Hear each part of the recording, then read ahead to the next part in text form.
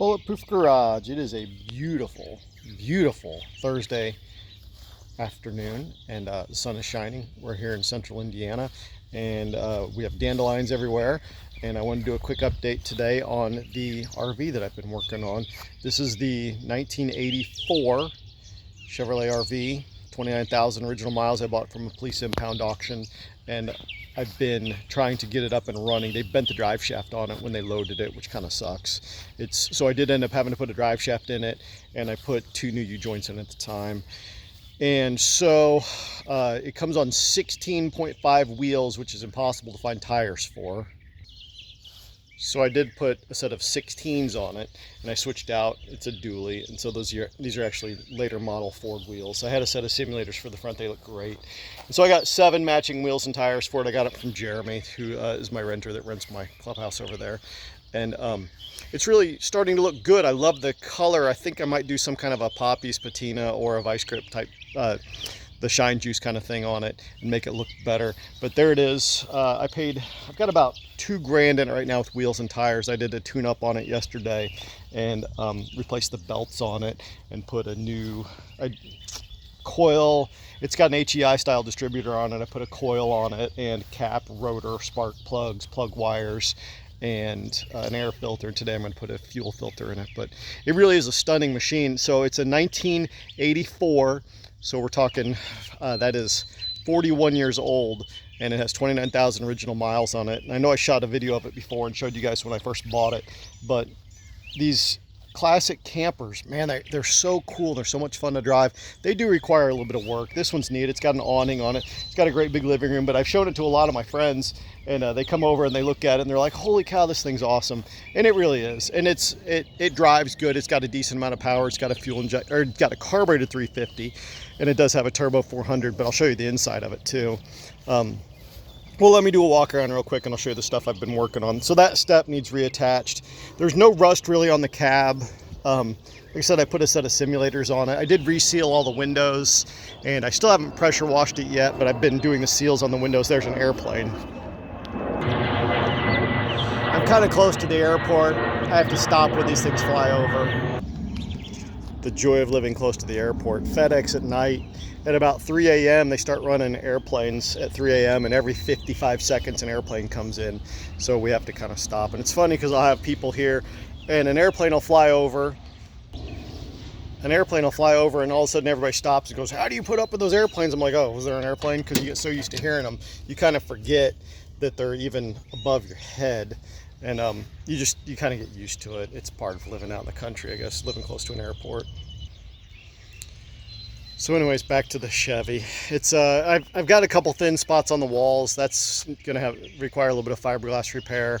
And I did trim off the back so you can get to, I'm trying to get to where you can actually hang a ladder in the back of it, but it's looking good. It's got little storage compartments and stuff like that. Here's the driver's seat. You want to talk about 80s. So we had an apartment when I was a kid, and I swear it had the exact same color carpeting in it and the same color furniture.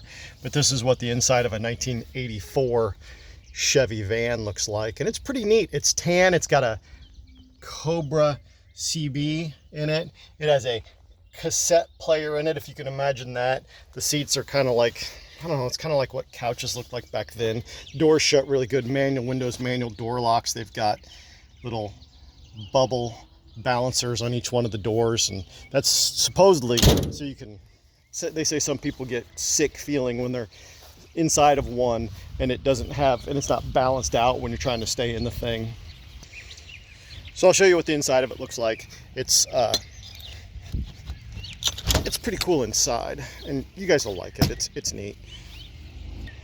So it's got a main door, and then it's also got a little screen door, and I guess this thing slides back and forth, but it's supposed to have the ability to be screened off. But there's a little step underneath there. There's a little storage compartment. When they lifted it with a forklift, they busted that storage compartment up, which is inconvenient for me. But here's the inside of it.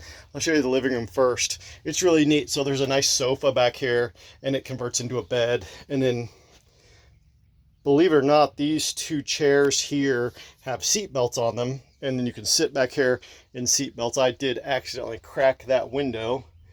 I don't know if you can see that, but it has a crack, and I was resealing it. And that thing right there, I'd never really used one of these before. This is a like a, I don't know what you would call it, a magnifying mirror, and it actually magnifies. So when you're in the front and you look in the rear view mirror, which is up there, you can actually see cars in that rear view mirror, which is kind of shocking. It's got a clock up here. This is a Lazy Daze camper, and it measures a thermometer and barometric pressure, which is kind of neat. Haven't seen that work as of yet, but everything on it, I did put batteries in it, and it's so right now all the lights and all the fans all work off of 12 volt, and then you plug it in, and then you also get household stuff. This would be the kitchen. There's an oven. There's a little fan with a light on it.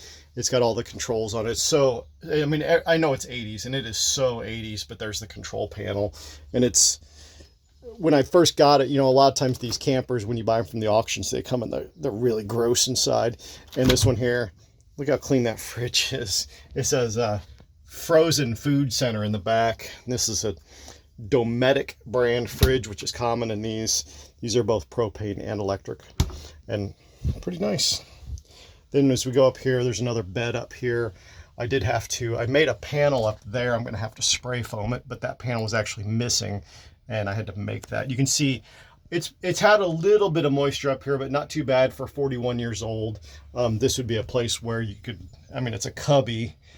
If you sleep up here though, and you wake up in the middle of the night and sit up, you will hit your head.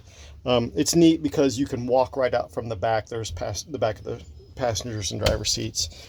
The bathrooms are always the worst part on these. This bathroom's pretty decent though. It's got a small little toilet. It's funny that it's, you know, nowadays it's absolutely no-no to have carpet in your bathroom, but the toilet itself is fairly clean. The blue stuff is camper potty. I have not cleaned that toilet yet, but there's a little medicine cabinet. Here's a sink, so you actually stand in the sink to brush your teeth. The blue is you add it into your drains, and that's how you keep your black water tank and your gray water tank from smelling. And there's a little shower head. I did have to put some tape on that, and the worst damage on this whole entire thing is right there. That window leaked. That's going to be cut out and replaced. I did stop the leak itself, but unfortunately that's the way of life. I do need to get in there and clean though. So that's what a camper looks like when you buy them from the police impound auction. I gave, the winning bid on this was $1,100.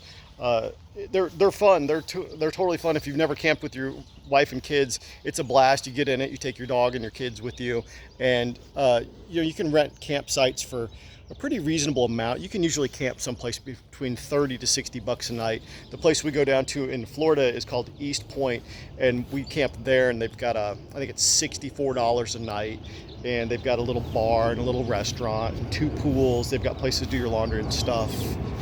Another airplane. This is wonderful. So that's pretty much it. This is the vintage 1984 Chevy. It's a G30 Chevy van, and it's got about $2,000 in it right now. And it says Lazy Daze from Pomona, California. Be sure and like, share, and follow. I appreciate you guys being here. And thank you for all the well wishes for my mom. She did spend 5 days in the hospital last week, and she's on the road to recovery. So thanks for the prayers for that too. You guys mean the world to me. Bulletproof Garage.